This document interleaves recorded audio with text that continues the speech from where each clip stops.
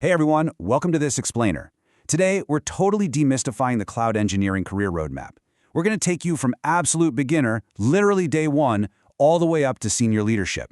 So if you've ever felt completely overwhelmed by the sheer amount of info out there, don't worry, you're in exactly the right place. Let's just jump right in. Picture this. You're starting your tech career, say, looking ahead to 2026.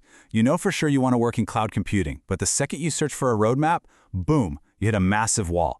And this terrifying question pops into your head. Wait, do I seriously need to learn everything at once? Seriously, you're instantly hit by this massive wave of jargon. Linux, networking, AWS, Azure, Python. Then throw in Docker, Kubernetes, Terraform, DevOps, security. It's like an alphabet soup of tech, right? It feels totally paralyzing. It kind of seems like you have to master this entire ocean of technologies just to get your foot in the door. Well, I'm here to let you in on a little secret. You absolutely don't. A successful cloud engineering career isn't about cramming every single technology into your brain all at once. Nope. It's really just about mastering the right skills at the exact right stage of your journey. So let's start at stage one, breaking in, where your whole goal is simply to become employable.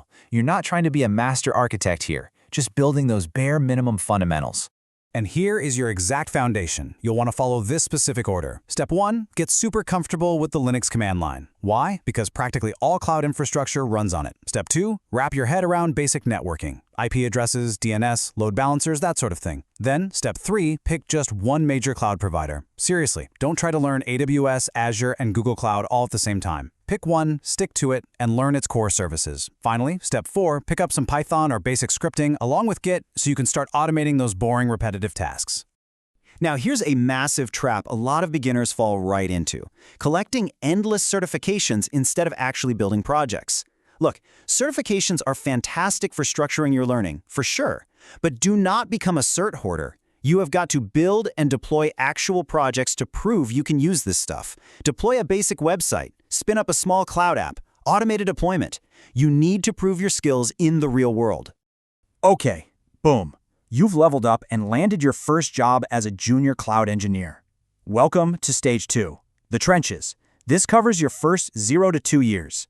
With up to 2 years of experience, you're generally looking at an approximate salary range of 4 to 12 lakh rupees per year in India. Your day-to-day here? It's going to focus heavily on basic deployments, managing user access, taking backups, and, let's be real, a ton of troubleshooting. This is where you quickly realize that the messy reality of production environments is vastly different from those perfectly polished YouTube tutorials. So, to actually tame that messy reality, your next mission is mastering DevOps and automation tools.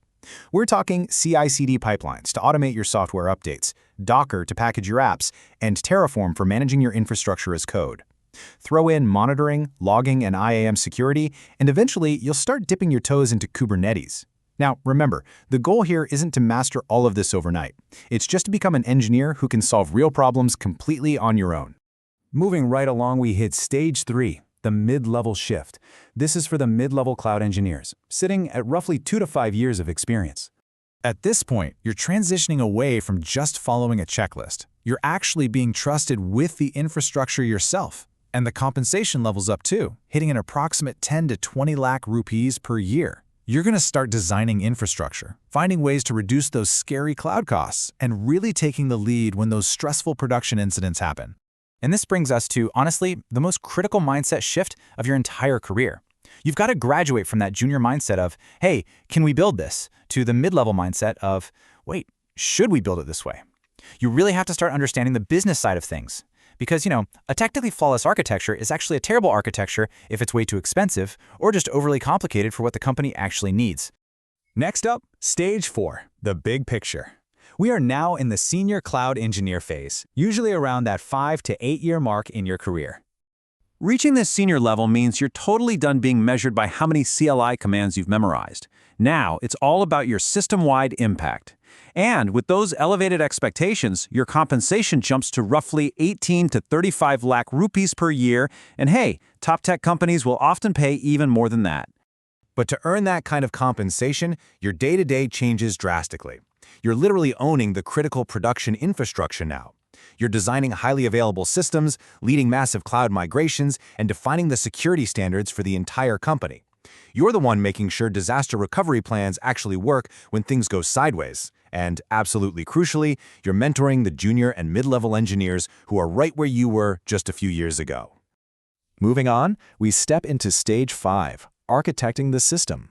This is the cloud architect or lead role, generally for folks with about 8 to 12 years of experience under their belt. Taking on this role changes the job entirely, pushing your influence across multiple different teams.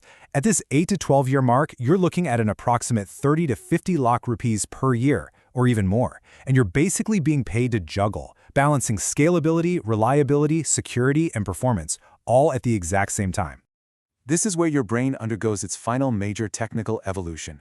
You completely graduate from an execution mindset, where you're just worrying about how to deploy a single component, to a pure architectural mindset. You're asking, how should this entire system be designed from the ground up? You're no longer just building a single house, you're laying out the entire city grid. And finally, we reach Stage 6, the summit.